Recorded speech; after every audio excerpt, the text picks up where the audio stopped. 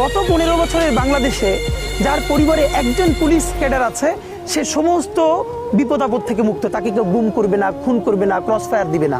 যদি কারো পরিবারে একজন অ্যাডমিন ক্যাডার থাকে, ট্যাক্স ক্যাডার থাকে, তাহলে তার সাথে এই ব্যাপারগুলো ঘটবে না। একটা জিডি যদি আপনি থানায় করতে যান, আপনার কোনো ক্যাডারে আত্মীয় স্বজন না থাকলে আপনি একটা জিডি পর্যন্ত করতে পারবেন না। সো এবার নতুন লড়াইটা হলো, আপনি যেই দলের হন, এমনকি যদি আওয়ামী লীগের সমর্থক হন, আপনার সাথে যদি অন্যায় হয়, আপনি কোনো রাজনৈতিক পরিচয়ে থানায় গিয়ে মামলা করতে পারেন, যদি জিডি করতে পারেন। আপনি যদি BCS admin, police, tax, customs হয়ে 1 পয়সা হারাম খেতে না পারেন, আমি লিখে দেই, তাহলে পরবর্তীতে আর বিসিএস কেউ পরীক্ষাই দিতে চাবে না। কারণ এত কষ্ট লাগতে সে লিড করতে পারবে না। যেই বেতন 45,000 টাকা, কিন্তু ঘড়িটার দাম তার 90,000 টাকা, তার যদি দুদক গিয়ে ধরে এই ঘড়ি পাইছো কই, তাহলে তো সেই ঘড়ি কিনবে না এবং এই লাইফ লিড করবে না। তাহলে তার কি লাগবে? প্রচুর উদ্যোক্তা লাগবে, উদ্যোক্তা হইতে হবে। বাংলাদেশে আজীবন সব সরকার বলে কি, উদ্যোক্তা হও।